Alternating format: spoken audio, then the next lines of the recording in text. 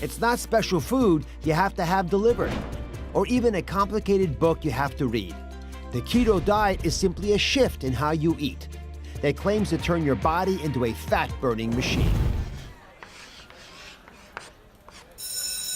I'm going to talk to you today about the keto diet. First thing you think about when wanting to lose weight, it's diet and exercise. So we're going to talk about the diet part. There's so many different diets. There's the keto diet, there's the South Beach diet, there is the Atkins diet, there's the intermittent fasting, the master cleanse, and all these different cleanses. There's so much out there. It can be overwhelming as to what is going to be best for you. Well, first of all, everyone's body is different. How the body metabolizes things is a little bit different for each individual. I went to school and I majored in biochemistry, so I really dove deep into how the body functions and what actually helps it to tick the best. Carbohydrates are the first thing that we need to be able to create energy. Energy comes in the form of ATP, or adenosine triphosphate, and our body breaks down our carbohydrates to glucose and uses that in a metabolic cycle to create ATP to help us move our body. Why then are people wanting to do something that shrinks and eliminates carbohydrates? Case in point, the keto diet. So what is this thing? What is the fad, and why would it be helpful, or is it helpful? People who have a hard time with insulin production or are insulin resistant, like type 2 diabetics, oftentimes the keto diet is prescribed. So why wouldn't it just work for everybody? Is it something that can create long-term gain? If the keto diet works for type 2 diabetics, well, it could potentially work for everyone. What we found is this huge influx of research on how the keto diet works. Let's dive into that. The keto diet is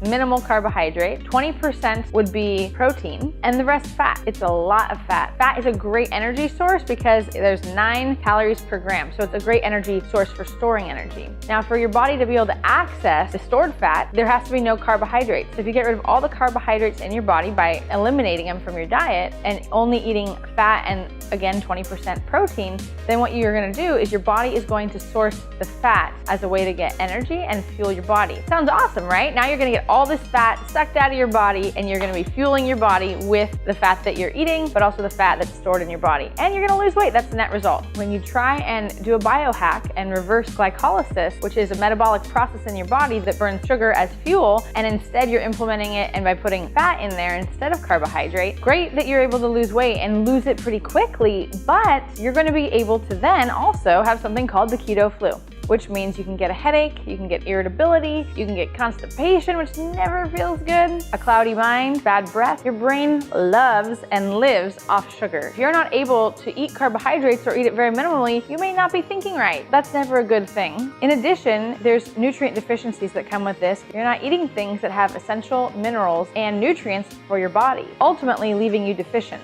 and depleted. Yes, that we got the fat off, but bummer because now you're malnourished. Doing something like this needs to be done under the supervision of a doctor because it has been beneficial to people. However, it may not be beneficial to you. And we want to make sure that they're good long-term effects, not poor long-term effects. A diet, we think of as like a short, limited amount of time, like 3 weeks, 6 months, maybe a year. We want to think of a diet a little differently. The diet is what you're eating every day, yes, but also the choices that you're making every day and the lifestyle change. So instead of going, I'm going to hop on this bandwagon of the keto diet, let's make healthy lifestyle changes that we're doing forever and always, and eventually we're going to get a slow decline instead of a rapid decrease and then maybe a rapid increase because you stopped the keto diet. So wouldn't you like to eat whatever you want all the time and still see a weight loss? It's totally possible, and I can tell you how. Doing something with carbohydrate, with protein, and with fat. It's like a car. You drive a car, what do you need? You need gasoline, you need antifreeze, and you need oil. You can't drive a car without all those 3 things. Just like your body, carbohydrates, protein, and fat are the fuels